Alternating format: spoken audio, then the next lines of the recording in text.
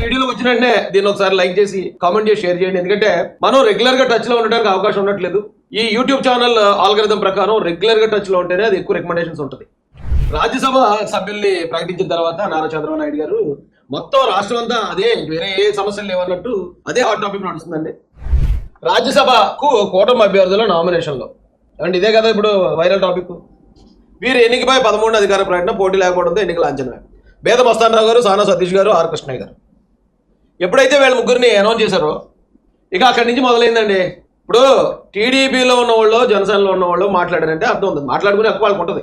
అది కూటమి పార్టీ సంబంధించిన అంతర్గత వ్యవహారం. ఎవరిని నిర్ణయించాలి, ఎవరిని క్యాండిడేట్గా పంపించాలనేది అధినాయకులు చంద్రబాబు నాయుడు గారు, పవన్ కళ్యాణ్ గారు, మోడీ గారు వీళ్ళ ముగ్గురు నిర్ణయిస్తారు. నిర్ణయించిన తర్వాత ఒకవేళ ఆ పార్టీలో ఎవరికన్నా అసంతృప్తి ఉంటే అంటే మాకు ఇవ్వకుండా మీరు పలానా ఆయనకి ఇచ్చారండి, లేకపోతే మాకు ఇవ్వాల్సింది పలానా ఆయనకి, ఇది ఉంటుంది ఆ డిస్కషన్. కానీ ఇందులో వైసీపీకి పనే ఉందండి. వైసీపీ వాళ్ళు దీని గురించి మాట్లాడాల్సిన అవసరం ఏంటి అసలు? అసలు ఏ అర్హతలు ఉండాలండి?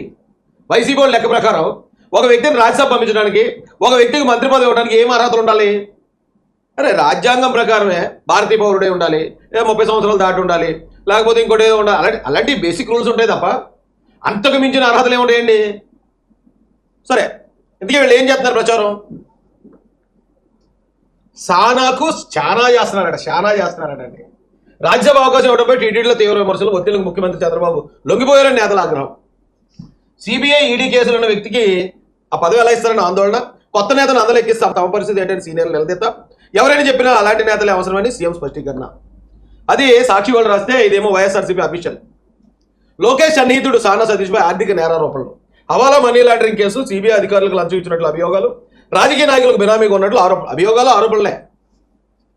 ఆరోపణలేని రాజకీయ నాయకుడు ఏ పార్టీలో ఉన్నాడు?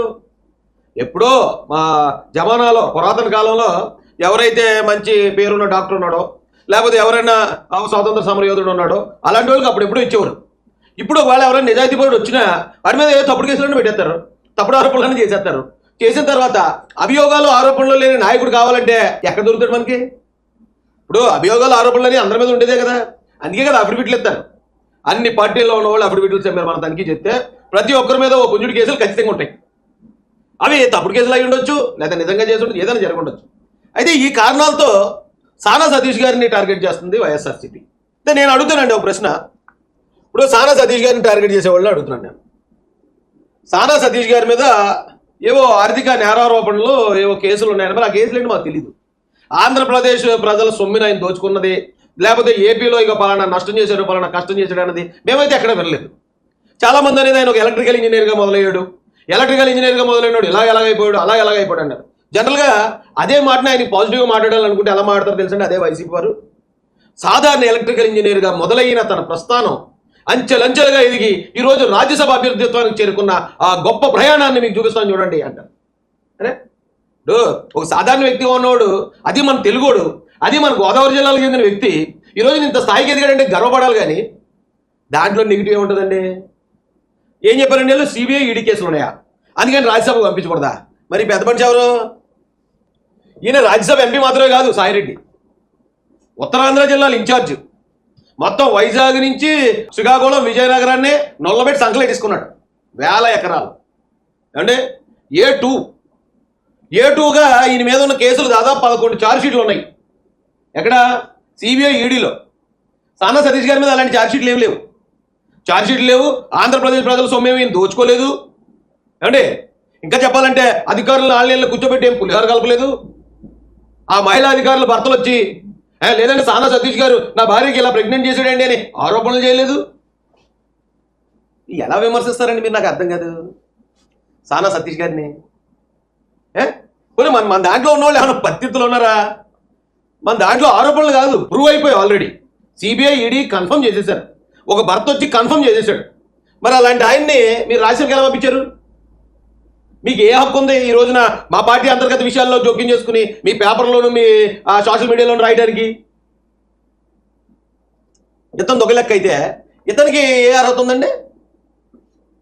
కనీసం ఈ ఫోటో చూపిస్తే ఎవర్రా బాబు చెప్పండి రా అంటే వైసీపీ సోషల్ మీడియా వాళ్ళు కూడా చెప్పలేరు అతని పేరేటో. ఏదో కొత్త ఫోటో తెచ్చాడు రాయసి, ఏ మావాడు అంటే ఇతను ఎప్పుడు మావాడు అనుకుంటారు వైసీపీ వాళ్ళు కూడా, ఆశ్చర్యచకితులు అవుతారు. ఇతని పేరు పరిమళ్ నత్వాని. ఇతను ఎవరికి తెలియదు ఇప్పుడు దాకా. ఎవరయ్యా అతనంటే అంబానీ గారికి అనుంగు మిత్రుడు. మన రాష్ట్రం కాదు, గుజరాత్తో లేకపోతే ఎక్కడో ఉంటాడు ఈయన. ఆయన తీసుకొచ్చి గౌరవ పులివెందుల ఎమ్మెల్యే జగన్మోహన్ రెడ్డి గారు మరి ఈయన రాజ్యసభ పంపించారు. ఏ అర్హత ఉంది ఈయనకి రాజ్యసభ పంపించడానికి? చెప్పండి, మీరు చెప్పండి. వైసీపీ కోసం ఏమైనా పనిచేసాడా, లేదా ఇక్కడ తెలుగు రాష్ట్రాల కోసం ఏమైనా పనిచేసిన వ్యక్తా, లేదా ఆయనకి రాజ్యసభ ఇస్తే ఇక్కడ ఈ రాష్ట్రంలో ప్రజలకు ఏమన్నా వాళ్ళ సమస్యలను ఏమన్నా పార్లమెంట్లో ఆయన ప్రస్తావిస్తాడా? కనీసం నాకు తెలిసిన ఒక్క ప్రశ్న కానీ లేకపోతే ఒక ఆర్గ్యుమెంట్ కానీ మన రాష్ట్రం తరఫున నేను చేసి ఉంటాడా? మీరు ఎలాగా క్వశ్చన్ చేస్తారండి మమ్మల్ని?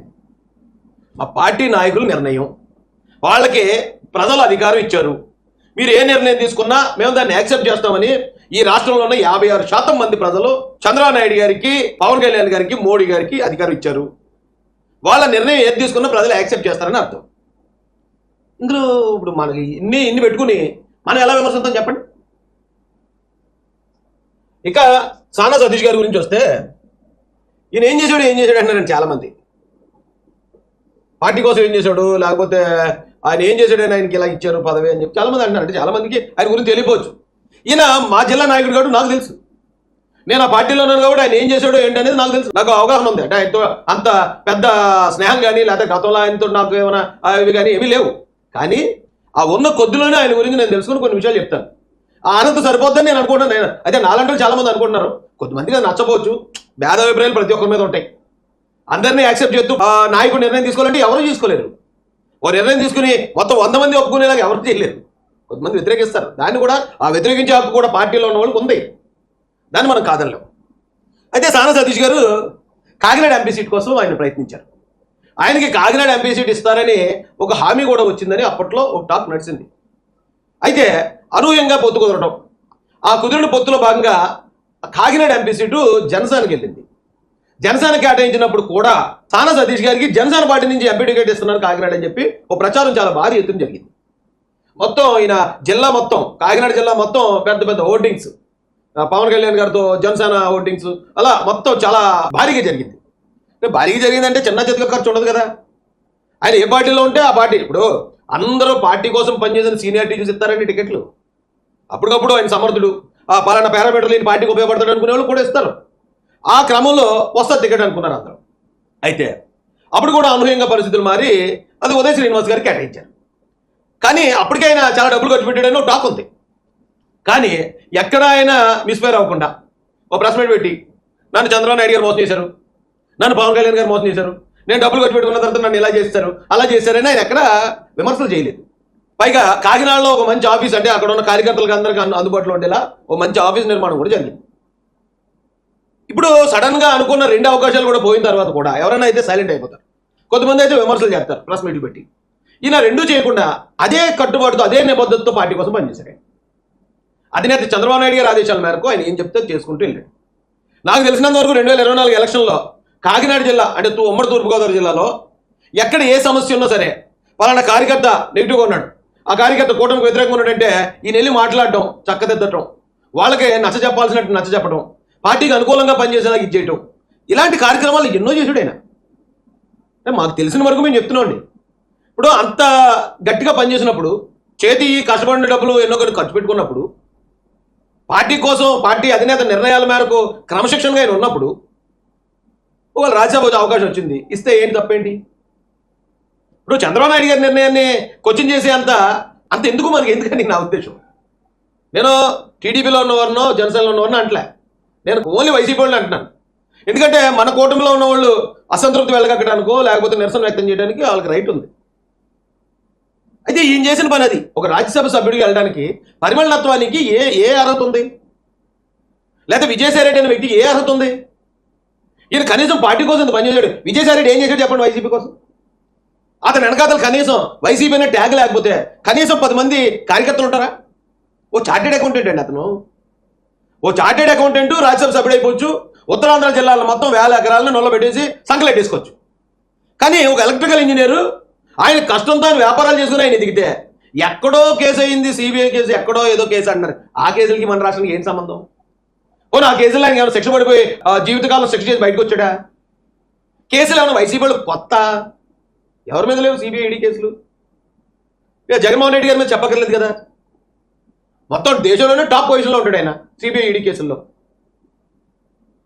ఎందుకు ఇలా లేని దాన్ని ఒకటి అలా రప్చర్ క్రియేట్ చేయడం ఎందుకని ఖండిస్తున్నామండి మేమైతే వైసీపీ వాళ్ళని. మీది మీరు కట్టుకోండి. కూటమి నిర్ణయాల్లో చంద్రబాబు నాయుడు గారు, పవన్ కళ్యాణ్ గారు తీసుకునే నిర్ణయాల్లో దయచేసి మీరు బుర్ర పెట్టొద్దు అని చెప్పి, ఒకవేళ బుర్ర పెడితే బుక్ అయిపోతారని కూడా చెప్తూ ఓ సలహా ఇస్తున్నానండి మీకు. ఇదండి సాన సతీష్ గారి క్రెడిబిలిటీ అండ్ క్యాడర్.